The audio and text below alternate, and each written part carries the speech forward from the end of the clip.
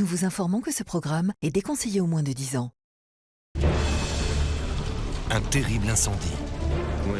Quand un corps est couché sur le dos, on se pose des questions, et c'était le cas ici. Une maison qui cache un secret. Un mystère, un triangle amoureux. Il pensait que le monde lui appartenait. Scott avait la belle vie. Il avait un travail, de l'argent et un père célèbre. Une justice qui se dérobe dans un monde de privilégiés. Les gens ne revenaient pas qu'il ne soit pas puni pour son crime. Deux jeunes nantis issus de familles influentes déchirés par une rivalité fatale. C'est tout de suite dans Crime en haute société.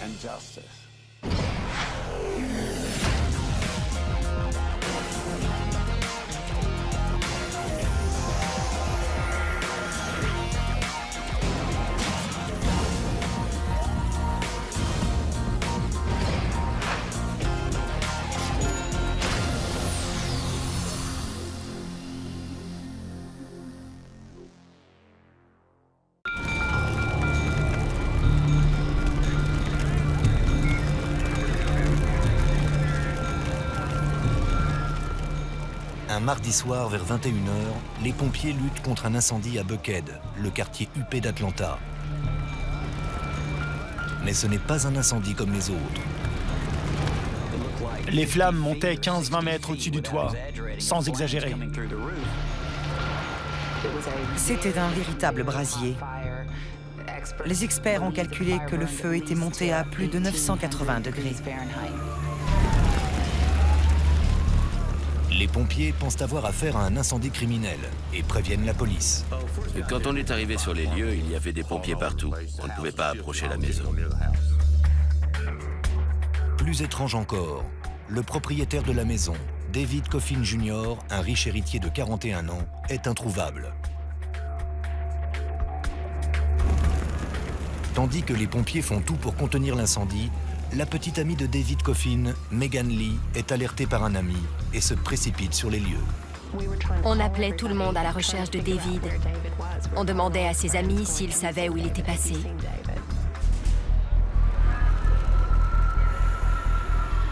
Mais ce soir-là, un phénomène étrange se produit. Alors que la maison de David Coffin brûle toujours, un autre incendie se déclare à 1 km de là, chez un autre millionnaire, Scott Davis. La police n'y comprenait plus rien. Ils ont quitté une maison en flammes pour en trouver une autre.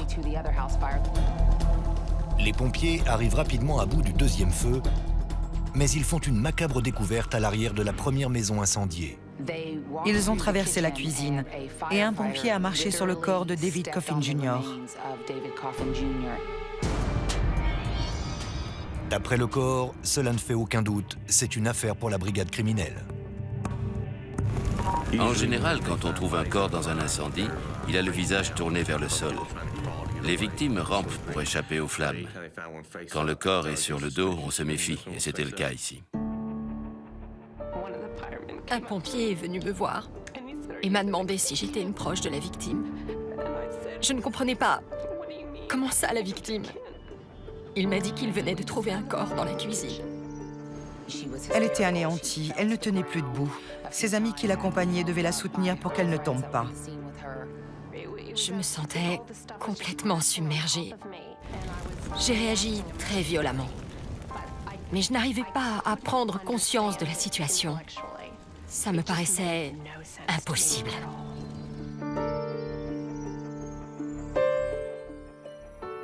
Le quartier de Buckhead est très prisé par les riches familles d'Atlanta, toutes générations confondues. Pourtant, un assassin pyromane semble avoir jeté son dévolu sur ses propriétés cossues. Tout le quartier est en alerte. Les enquêteurs interrogent Scott Davis, la victime du second incendie, qui leur parle d'une étrange histoire d'homme masqué. 5 heures avant que sa maison ne soit incendiée, Scott aurait été agressé. Quelqu'un a surgi dans son garage et s'est jeté sur lui. Il avait une bombe lacrymogène et un pistolet.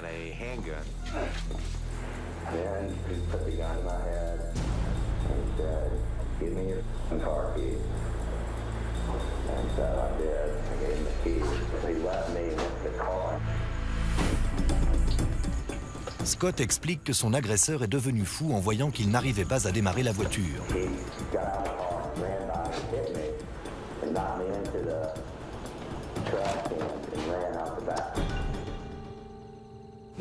Monsieur Davis s'est ensuite aperçu qu'il lui manquait un bidon d'essence, des vêtements et des outils.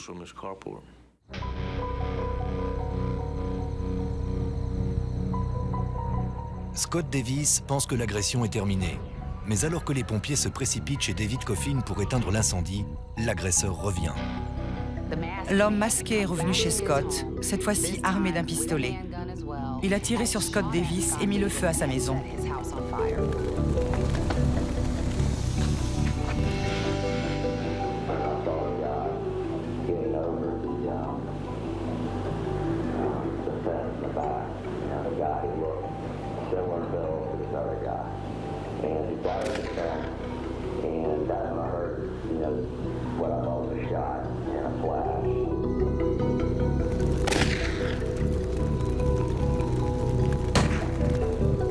Il dit que l'homme lui a tiré dessus et qu'il a répliqué avec son fusil. La police parcourt les rues de Buckhead pour tenter de retrouver la piste du suspect. Nous avons interrogé la voisine de Scott Davis ce soir-là. Elle avait bien entendu le coup de fusil, mais pas celui du pistolet. Personne d'autre n'a vu l'agresseur. Il a disparu sans laisser de traces. Au poste de police, Megan fait part aux enquêteurs d'un événement étrange survenu quelques jours avant l'incendie. La maison de David Coffin avait été cambriolée. On lui avait volé des armes, des ordinateurs, une montre ancienne. Ça ressemblait plus à du vandalisme qu'à un cambriolage. Ils avaient laissé un ampli de grandes marques, des armes, des montres. Beaucoup de choses faciles à prendre s'il s'était agi d'un cambriolage. Lorsque les agents interrogent Megan au sujet du second incendie, ils sont sous le choc. Scott Davis, propriétaire de la seconde maison, n'est autre que son ex-mari. Je ne suis pas Sherlock Holmes, mais je pense que l'agresseur de M. Davis a aussi agressé et tué David Coffin.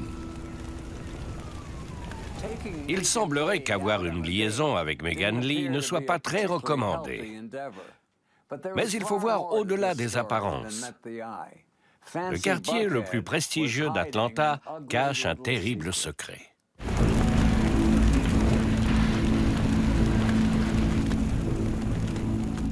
Dans la même soirée, au cœur de Buckhead, l'ex-mari de Megan Lee est agressé et son petit ami assassiné. Tandis que les enquêteurs recherchent un homme répondant au profil de l'agresseur dans l'entourage de Megan, ils s'intéressent de plus près à cette femme.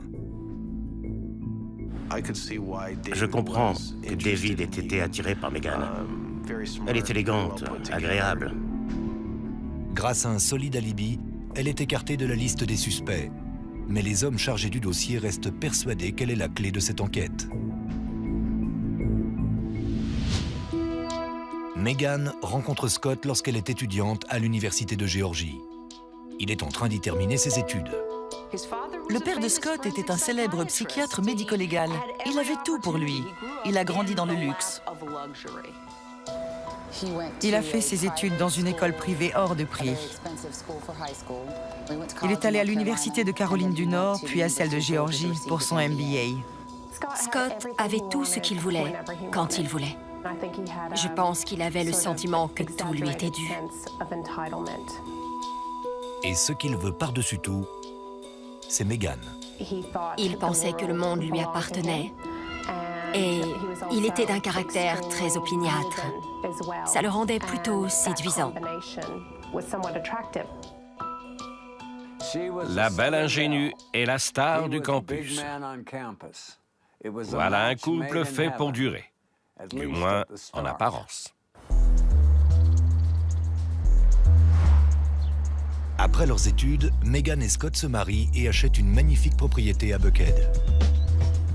Elle trouve un emploi dans le marketing, tandis qu'il travaille chez Arthur Andersen, un célèbre cabinet d'expertise comptable, et rêve de se lancer en politique. il semble nager en plein bonheur. Il avait une belle femme. Il vivait dans les beaux quartiers d'Atlanta. Il avait un travail, de l'argent et un père célèbre. Scott avait la belle vie. Mais le conte de fées ne dure qu'un temps. Juste après notre mariage, les choses ont complètement changé. Ça s'est fait comme ça. Il avait gagné. Il avait obtenu ce qu'il voulait depuis toutes ces années. Une fois qu'il m'avait eu, je ne l'intéressais plus. Plus du tout. 2 ans plus tard, Megan le quitte et demande le divorce. Elle tombe alors amoureuse d'un autre homme, David Coffin. Il était trop beau. C'était un bel homme, à tout point de vue. On avait beaucoup de points communs et c'était très agréable d'être avec quelqu'un comme lui après avoir été si longtemps en mauvaise compagnie. David Coffin est un jeune bourgeois du Connecticut, héritier de la corporation Dexter, la plus ancienne entreprise cotée à la bourse new-yorkaise. Mais au lieu de vivre sur la fortune familiale, David se rend à Atlanta pour voler de ses propres ailes. David voulait construire quelque chose, créer ou éventuellement racheter une petite entreprise pour la développer. David Coffin investit dans plusieurs startups dans le domaine de l'environnement. Toutefois, le riche célibataire ne néglige pas son temps libre. David venait d'un milieu privilégié et avait de quoi s'offrir toutes sortes de loisirs. Il aimait les belles voitures, la chasse, skier dans les Alpes. Il aimait les loisirs en extérieur, le ski, le biathlon, bricoler les voitures, courir les filles. C'était le jeune homme séduisant par excellence. On s'amusait bien ensemble. Il fait de nombreuses conquêtes. Mais Megan n'est pas comme les autres. Je crois que Megan lui plaisait beaucoup. Elle était jolie, intelligente, intéressante.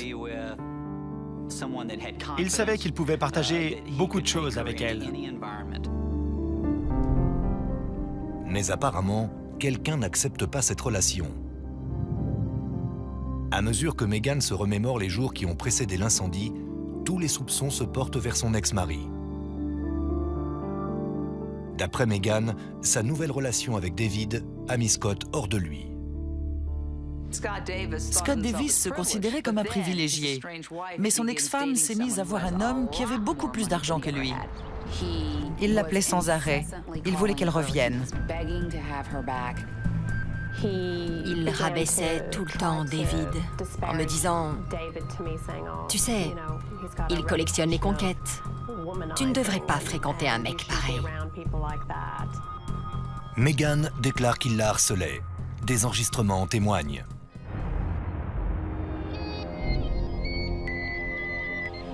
Megan, please pick up the phone. Look, I don't want to argue, I don't want to fight. Just please pick up the phone. Megan, please pick up the phone. Please pick up the phone. I need to talk to you now. Come on, I'm not trying to be mean. I just want to talk to you. Megan, please pick up the phone. Megan, I love you. I just want to talk to you. Please pick up the phone. You're killing me. D'après Megan, les appels de Scott se multiplient le samedi qui précède la mort de David. C'était devenu absurde. Il a appelé 40 ou 50 fois ce soir-là.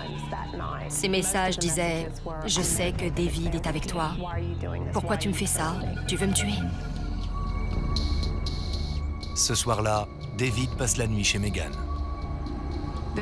Le lendemain matin, vers 11 h, David est rentré chez lui, à Buckhead, et il a trouvé sa maison sans dessus-dessous.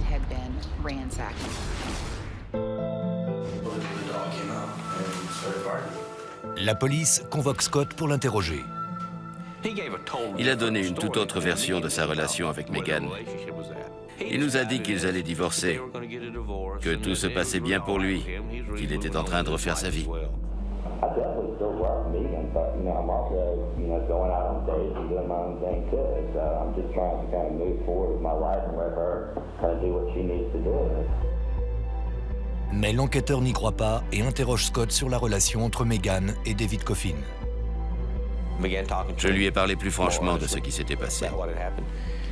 C'est à ce moment-là qu'il a dit « Je ne lui ai pas tiré dessus ».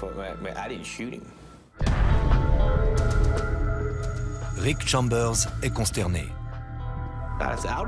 Si je ne sais pas de quoi il est mort, comment vous savez qu'on lui a tiré dessus? On a dû me le dire. C'est impossible, personne ne le sait. Am I being arrested here? Arrested? I mean, when I came in here, I didn't think I was, being a suspect. I was coming in to report and being victimized. Are you willing to take a lie detector test? I'll have to ask my attorney about that one. The right thing to do is say, yeah, I'll take your lie detector test. I'll take any chance you want it. That's the right thing to do. I want an attorney. Il est devenu nerveux et il a demandé à voir son avocat. Les inspecteurs retournent sur les lieux de l'incendie chez David Coffin. Comme ils s'y attendaient, ils apprennent par les experts que la victime a été tuée par balle. On découvre un 9 mm dans les décombres carbonisés. L'arme était abîmée. On ne pouvait pas faire d'analyse balistique. Mais le numéro de série correspond à celui de l'arme volée chez David Coffin au moment du cambriolage. Le détective Chambers est désormais persuadé que Scott Davis l'a assassiné, mais il a besoin de preuves. Je ne voulais pas qu'il me file entre les doigts. Il fallait que je le coince. Le dossier commence à prendre forme, mais les proches de Scott Davis ont du mal à accepter les faits. Imaginez que cet homme que j'avais aimé, que j'avais épousé, ait pu faire une chose pareille. C'était inconcevable. J'ai cherché par tous les moyens une autre explication plausible. On connaît l'histoire par cœur. Un jeune homme fortuné, issu d'une famille influente, a des ennuis. Et la notion de justice pour tous disparaît. À cette étape de l'enquête, les policiers croient sans doute tenir le coupable. Pourtant, ils sont loin d'imaginer la tournure que l'affaire va prendre. Les enquêteurs sont persuadés que Scott Davis a tué David Coffin, mais il manque cruellement de preuves. 3 jours après l'incendie, ils analysent la liste des appels de la victime et font une découverte étonnante. Au moment du cambriolage du domicile de M. Coffin, quelqu'un qui se trouvait dans la maison a appelé chez Scott Davis. David n'était pas chez lui. Il était chez Megan. C'est difficile de savoir qui a téléphoné. Mais comme l'appel a duré moins d'1 minute et que personne n'a répondu, nous avons pensé qu'il s'agissait d'un signal pour que quelqu'un vienne chercher Scott chez David. Les enquêteurs pensent que Scott Davis avait un complice, mais son identité leur échappe. À mesure que les recherches progressent, ils décèlent de nouvelles incohérences. Lors du premier interrogatoire, Scott nous a dit qu'il était allé travailler le lundi. Nous avons vérifié auprès de son employeur et ce jour-là, il avait appelé pour prévenir qu'il était malade. Scott explique à la police qu'il a quitté son bureau mardi le jour de l'incendie pour emmener sa voiture chez le garagiste. Nous sommes allés voir le garagiste qui s'est occupé de la révision. Et il nous a dit qu'il avait vu des taches rouges ou marron sur la moquette de la voiture. Pour lui, ça ressemblait à de la sauce tomate. Scott s'est mis à perdre pied rapidement. Il s'est mis à faire des choses très étranges. Il est allé jusqu'à demander à certaines personnes de mentir pour lui. Se sentant pris au piège, Scott demande à un voisin de mentir à la police en affirmant l'avoir vu à la salle de sport avant l'incendie. Le voisin ne voulait pas. Mais comme il avait besoin de son témoignage, il lui a fait peur. Dans un courrier adressé à un ami, il lui demandait de mentir à la police d'Atlanta pour qu'il puisse expliquer la présence d'essence dans sa voiture. Personne ne lui a jamais rien refusé. Personne. Et il pensait pouvoir tout maîtriser. Les enquêteurs s'aperçoivent que Megan n'est pas la seule à trouver qu'il a un comportement étrange.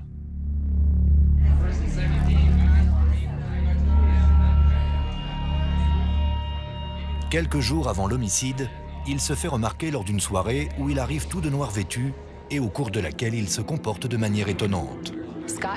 Scott n'a pas quitté sa veste ni ses gants de la soirée. Il s'est mis à trancher violemment des fruits et du fromage en proférant des menaces. Ces gens savaient qu'il traversait des moments difficiles avec Megan. C'était une soirée très étrange. Les gens plaisantaient avec lui en disant « Et alors, tu vas tous nous tuer ?» Tout le monde se demande alors si ce comportement étrange aurait dû les alerter sur ses pulsions criminelles.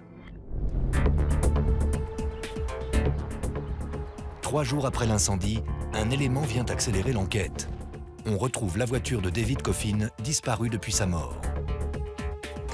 La voiture a été retrouvée incendiée à Atlanta, au nord de Buckhead.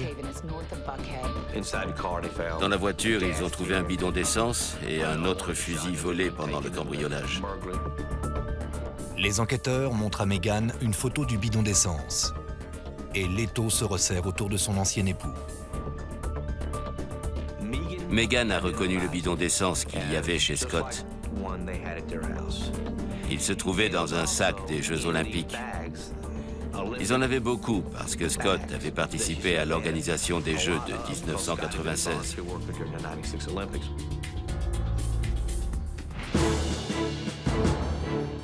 Scott Davis est arrêté et accusé de meurtre, d'incendie criminel, de vol de voiture et de 3 cambriolages. La ville est en émoi. Lorsque Scott Davis a été arrêté, Buckhead était sous le choc. C'est un enfant du quartier. Les gens ne revenaient pas de le voir traité comme un vulgaire criminel. S'il s'était agi de Monsieur Tout-le-Monde, on se serait sans doute empressé de préparer sa cellule. Mais toutes les règles ne s'appliquent pas à Scott Davis. Il s'apprête à vivre un procès pour homicide unique en son genre. Tous les ingrédients étaient là. L'argent, le pouvoir, la jalousie et le feu. Même des scénaristes d'Hollywood n'auraient pas fait mieux. Et comme dans tous les bons films, le scénario est riche en rebondissements. 1 mois après l'arrestation de Scott Davis, un nouveau procureur est nommé dans le comté de Fulton, Paul Howard. Celui-ci exprime son inquiétude quant aux preuves contenues dans le dossier. Toutefois, on soupçonne la famille de la victime de faire jouer ses relations et d'influencer le procureur. Le docteur Davis est un éminent psychiatre souvent appelé à la barre pour témoigner en tant qu'expert dans les procès d'homicide. Malgré la pression populaire, Paul Howard conclut qu'il n'y a pas suffisamment d'éléments pour aller jusqu'au procès. Nous avons décidé à ce moment-là de ne pas le poursuivre. Pourquoi ne pas faire ce procès? Ils avaient des preuves, le mobile et l'arme du crime. Scott Davis est relâché après avoir réglé une caution de 500 000 $. Plus d'1 an s'écoule et le procureur met fin aux charges retenues contre lui. Je sentais qu'il était coupable. Mais il y a une grosse différence entre ce que l'on sent et ce que l'on peut prouver au tribunal. Je pense qu'ils ont eu peur des avocats de Scott. Le père de Scott avait fait appel aux meilleurs avocats du Sud-Est, voire du pays, pour assurer la défense de son fils. Ce qui m'ennuyait, c'est que Paul Howard est procureur et que Dave Davis est expert psychiatre auprès du tribunal d'Atlanta. Ils travaillent ensemble. J'ai commencé à me poser des questions. Les gens ne revenaient pas qu'il ne soit pas puni pour son crime. Tandis que l'entourage du jeune homme d'Atlanta fait jouer ses relations, le père de David Coffin répond à l'offensive en espèces sonnantes et trébuchantes. Il offre une récompense de 200 000 $ à quiconque lui apportera une preuve permettant d'obtenir une inculpation. Le combat s'annonce sans merci. Malgré les preuves contenues dans le dossier, Scott Davis, suspecté de meurtre, est libéré suite au retrait des charges retenues contre lui par le procureur. Comme c'est souvent le cas lorsqu'on relâche un coupable évident, des rumeurs se sont répandues. Le père de Scott avait de nombreuses relations dans la police, la brigade criminelle, au tribunal. Tout le monde avait déjà eu affaire au docteur Davis, y compris Paul Howard. Et en plus, c'était un des plus éminents spécialistes en psychiatrie criminelle. Comble de l'ironie.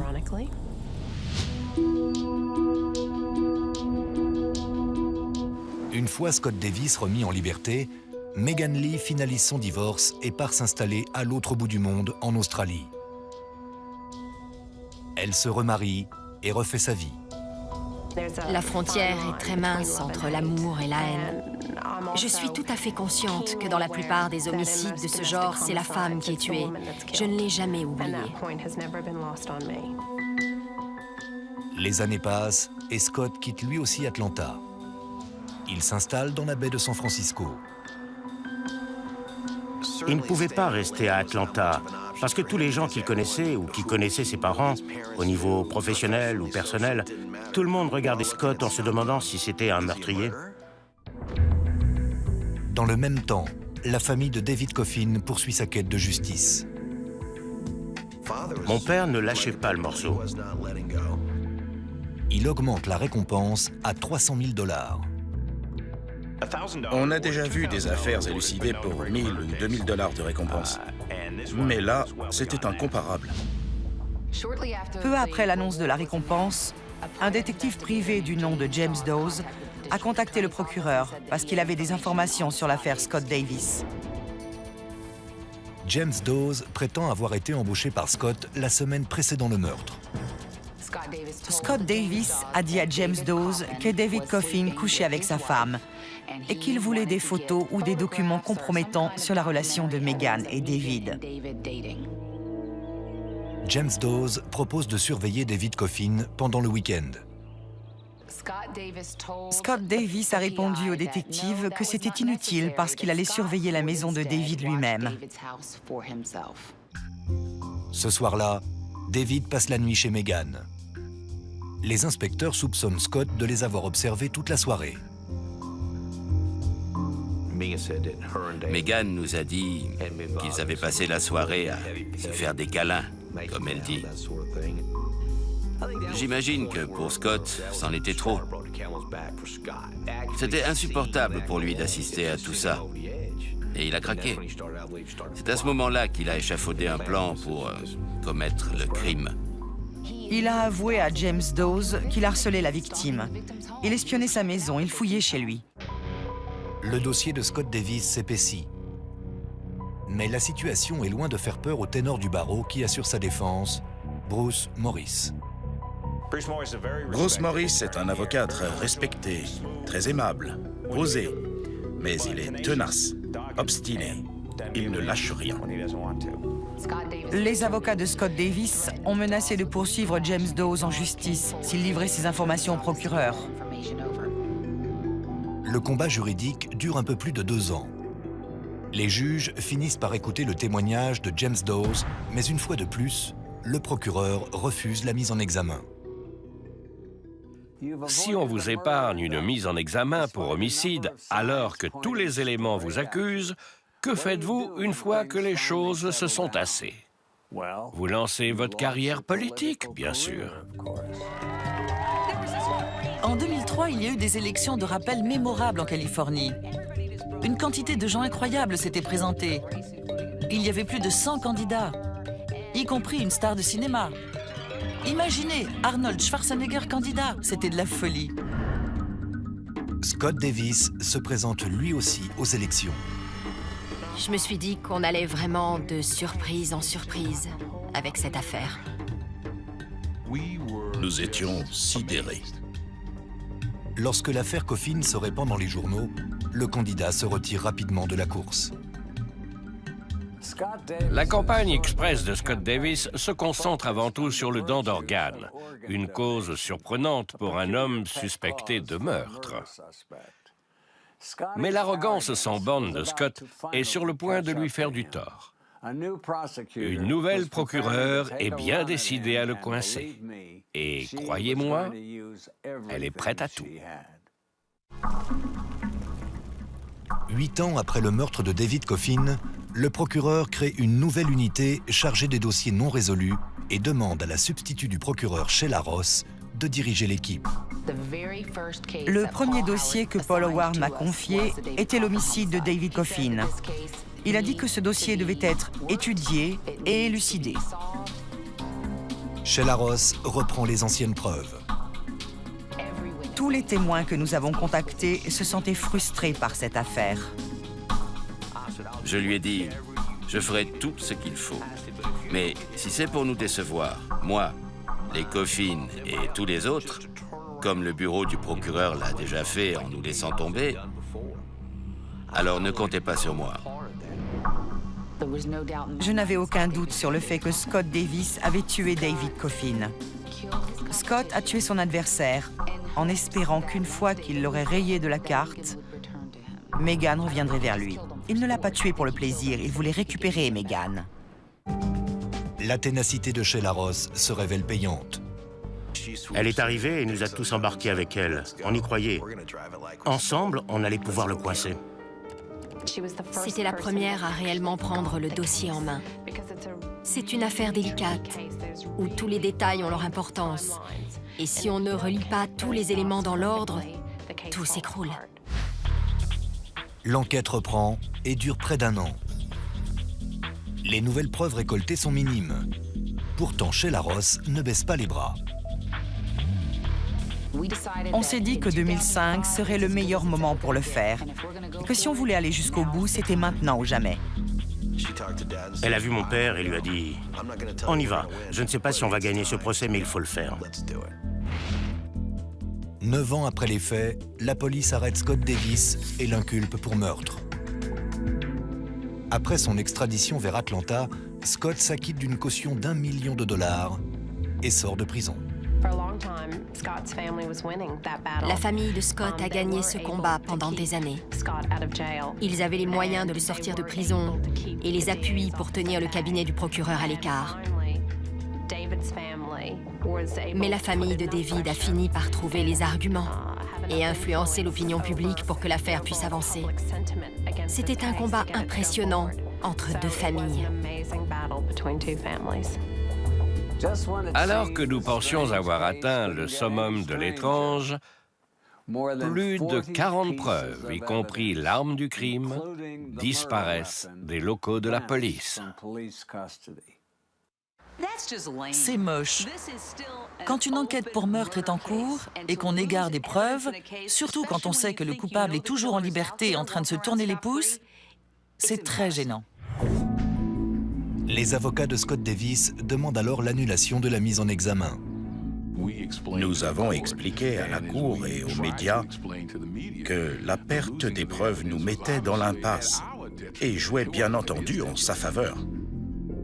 Le juge rejette la requête de dessaisissement et ordonne l'ouverture du procès. En premier lieu, l'accusation doit réussir à convaincre Megan Lee de surmonter sa peur et de témoigner. Je sentais qu'il fallait que je le fasse pour la famille Coffin. Je devais le faire pour eux. En quelque sorte, David est mort parce qu'il a choisi de sortir avec moi.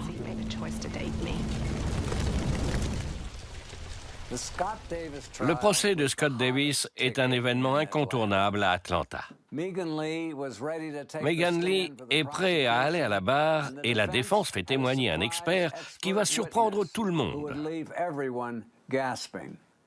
Il aura fallu 10 ans pour que cette histoire se termine enfin. Le 28 octobre 2006, Scott Davis entre dans une salle d'audience pleine à craquer où il sera jugé pour meurtre. Tout y était. La fortune, le charme, le pouvoir et le meurtre. On jouait sur l'influence et l'argent du côté de la victime et sur le pouvoir et le prestige du côté de la famille du suspect. Il y avait un triangle amoureux, un incendie spectaculaire Une enquête, et pendant toutes ces années, l'accusation n'a jamais renoncé. La défense s'organise autour d'un groupe d'avocats mené par Bruce Morris, un des meilleurs dans le sud-est du pays. Nous nous sommes préparés pour ce procès comme pour une guerre. Nous savions que nous avions affaire à des avocats médiatisés, puissants, très coûteux et expérimentés qui feraient tout pour faire acquitter leurs clients. Sheila Ross commence sa plaidoirie en appelant Megan Lee à la barre. C'était notre Hélène de Troie. Après 3 jours épuisants, Megan se présente au tribunal et parle de son mariage raté et de l'obsession de Scott au sujet de son nouveau compagnon. J'avais du mal à respirer. J'étais très angoissée. C'était terrifiant de me trouver dans la même pièce que Scott et sa famille. Elle a été très courageuse. C'était une véritable épreuve pour elle. L'accusation pense que Scott est entré chez David Coffin par effraction quelques jours avant le meurtre dans le but de l'intimider. C'était une manière de lui dire « Tu vois de quoi je suis capable, alors tiens-toi à l'écart de ma femme. » Mais apparemment, David Coffin ne le prend pas au sérieux. La procureure explique ensuite que Scott est revenu chez David le lundi soir avec une des armes qu'il lui avait volées. Il va chez lui, il frappe à la porte. David ouvre et Scott le menace avec une arme. Ne t'approche pas de Megan. C'est la dernière fois que je te le dis. Sinon, je reviens et je te fais la peau. J'ai du mal à croire que Scott Davis ait prémédité son geste. Ça me paraît dingue. Le ton a dû monter, ils se sont peut-être battus, et quand on est armé, ça peut vite mal tourner.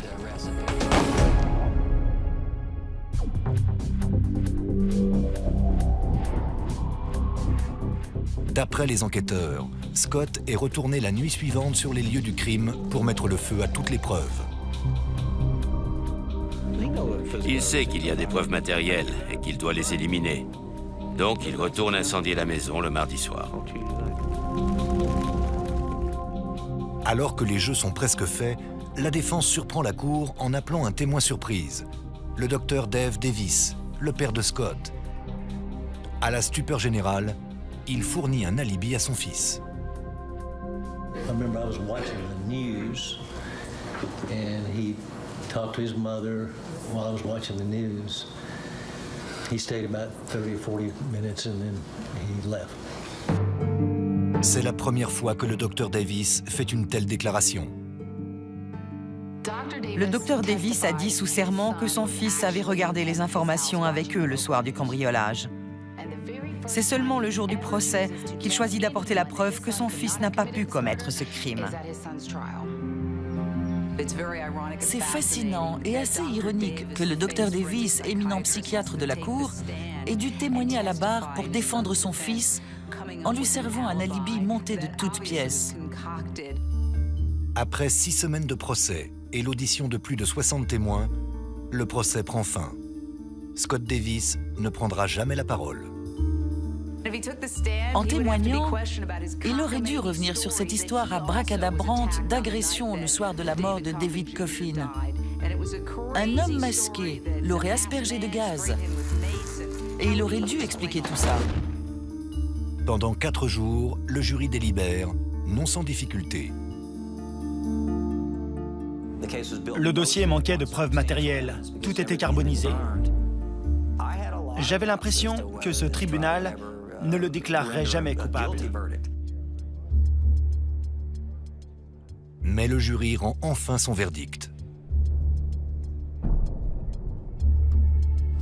We, the jury, find Scott Davis guilty.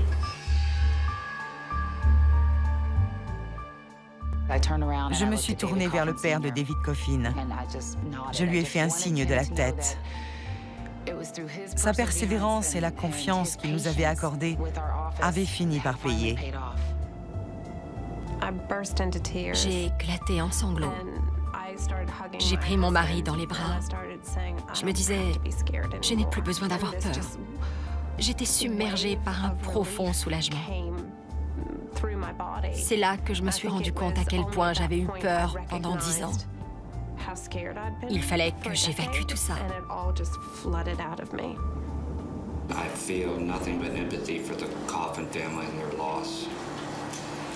However, I've maintained my innocence throughout this, and I still maintain my innocence. Pour la famille Coffin, il aura fallu 10 ans de combat pour que justice soit faite. Toute la rancœur s'est brusquement envolée. On avait eu ce qu'on voulait. On pouvait rentrer.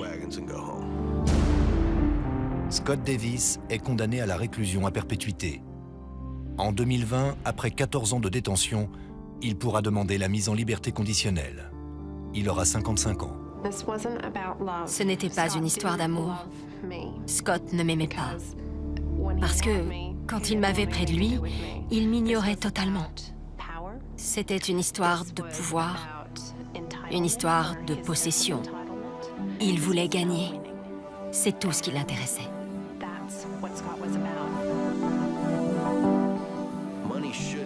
L'argent ne devait pas compter. Mais je ne suis pas mécontent que la famille Davis ait dépensé une fortune pour défendre Scott. Ils y ont laissé presque tout. Et Scott n'a rien fait pour les en empêcher. Et voilà, tout ça pour ça. Scott Davis est l'exemple même de l'enfant gâté qui a mal tourné. Il aurait pu passer de longues années à siroter du gin tonic au country club de Buckhead. Mais au lieu de ça, il fabrique des plaques d'immatriculation à la prison de Phillips State. C'était Dominic Dunn. Merci de nous avoir suivis.